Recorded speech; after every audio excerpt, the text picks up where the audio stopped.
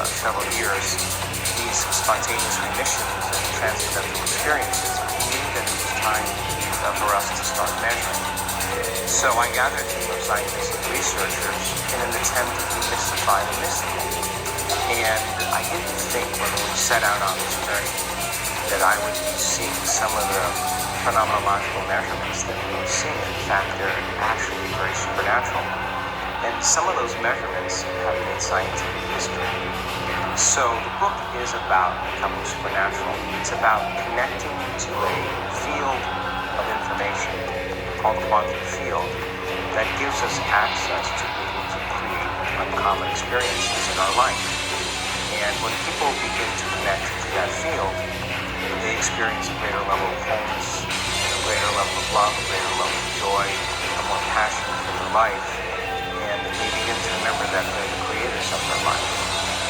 I wrote the book in a way that allows people to begin to learn knowledge, and knowledge is the forerunner to experience, to provide instruction on how to apply that knowledge, to show them the scientific evidence that it's actually possible, and then have stories of people that actually did it and their testimonies of how they did it. And I think when people begin to connect to that and they begin to read about it and they begin to see the evidence, I think it gives them permission really to take it into their lives and begin to do it on their own. I'm excited about the book and I hope it's going to be some fun.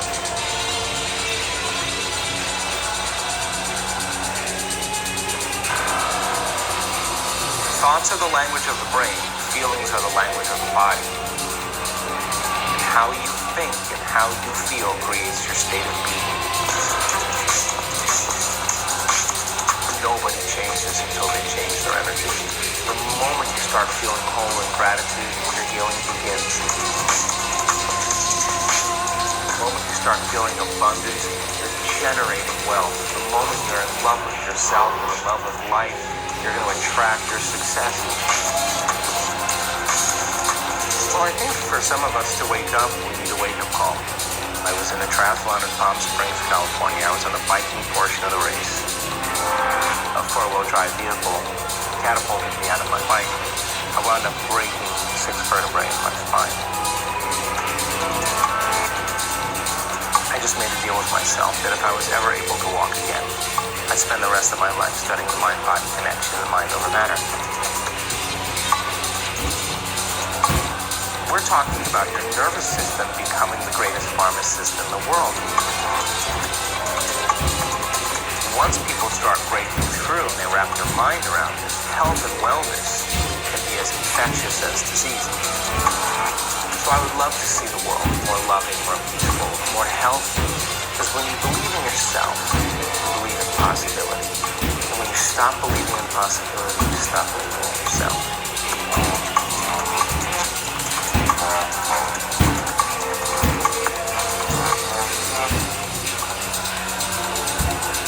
They say that the human race is doomed, that we have lost touch with our true nature.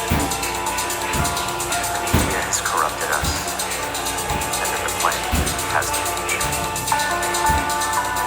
I disagree. I believe that humanity is full of hope, and that our salvation lies within each one of us. My name is Brian Rose. My job is to listen. The oldest method of learning known to man. Each week I seek out individuals that are changing the world. People who are living and thinking in a different way. Their stories will challenge your beliefs, make you question your choices, and perhaps inspire you to change. I never planned on doing any of this, but now I can't stop. Join me on this mission and make humanity something we all have. It's time for you to man up. So once and for all, tell your mind who the fuck is boss. I need a fucking answer. What's it gonna be? I don't know what it is about this fucking sport, but it attracts people that really need to do deep work on themselves. I failed in this.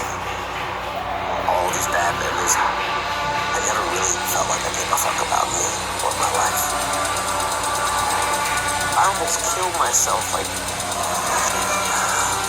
Think about something that is going to drive you when it really hurts. Some kind of demon you want to fight. This is not Pussy Man. This is Iron Man. Under pressure reveals true character. What are you gonna do? You gonna be in Chattanooga May 20th or what?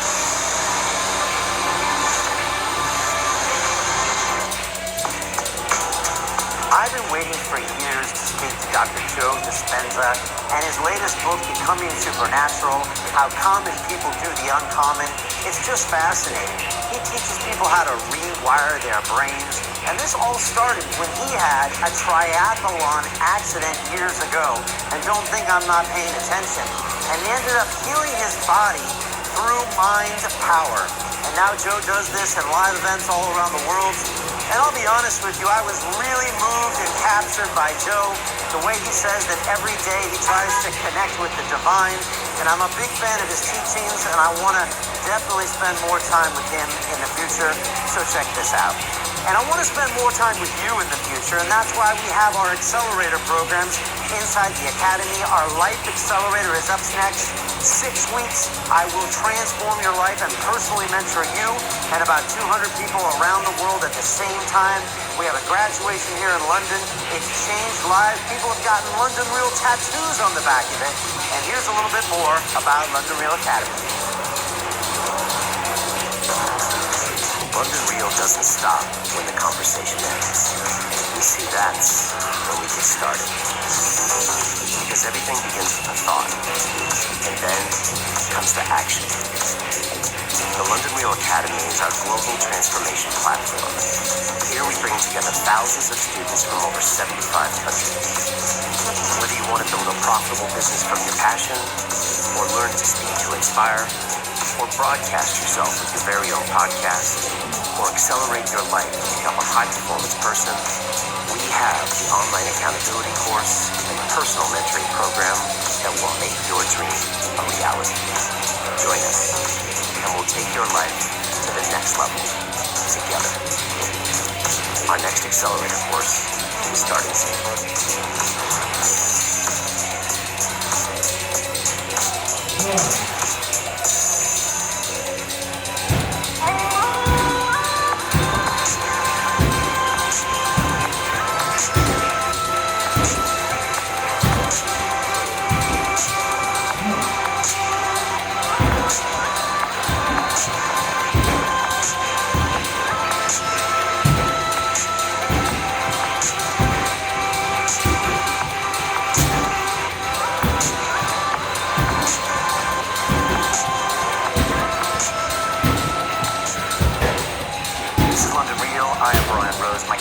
Dr. Joe Dispenza, New York Times bestselling author, international lecturer, researcher, and educator.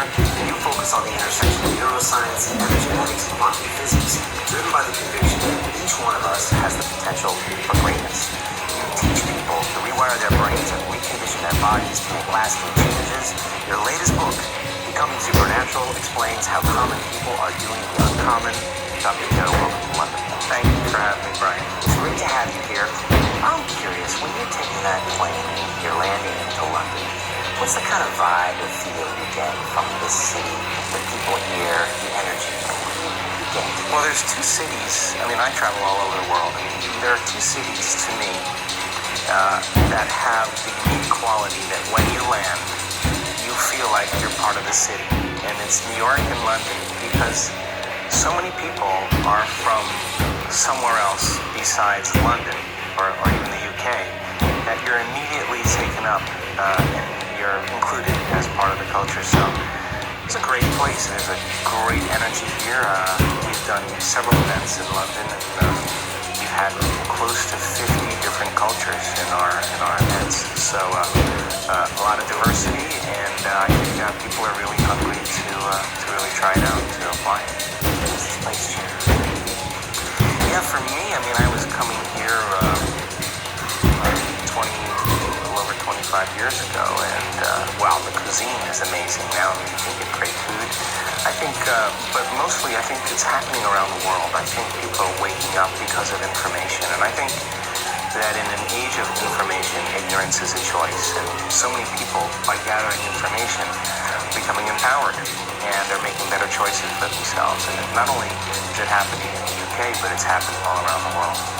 Do you feel like you get different types of questions or different attitudes, say, in the UK and Europe than US or Canada? There was a stronger distinction 15, 20 years ago when you went to different countries or different cultures, because each culture had its unique environmental impression.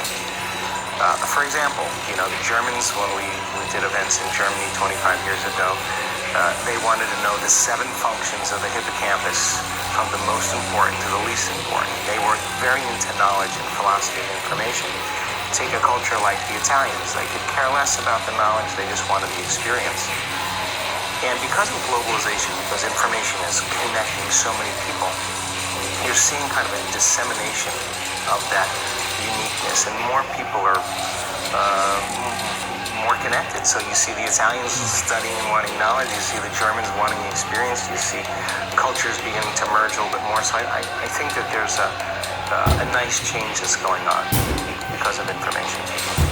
I want to talk about some of your work in the last 30 years. I want to talk about the book, but first I want to ask you about something that happened in 1986. And the reason this means a little bit more to me is because on May 20th, 32nd, I was doing my first Ironman race. I was challenged to do it. I'm in training, but I've never actually had that experience where I'm going to jump in the water with 3,000 people, bike, and run. Look, I'm excited, but I'm also not sure what's going to happen. Yeah. But I don't think you would be sitting here in this chair unless you went out for a similar triathlon back in '86, and it's an important part of your journey. Can you tell us what that was all about? Well, I think for some of us to wake up, we need a wake-up call. And in 1986, I got the call. I was in a triathlon in Palm Springs, California. I was on the biking portion of the race. I was making a turn, and there was a police officer on the corner.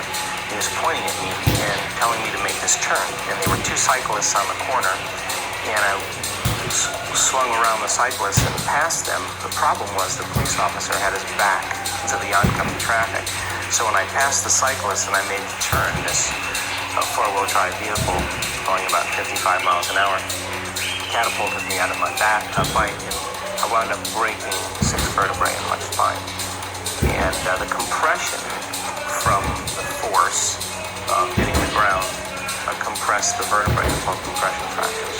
And when you compress volume like that of material, it's got to go somewhere. So it went back on my spinal cord.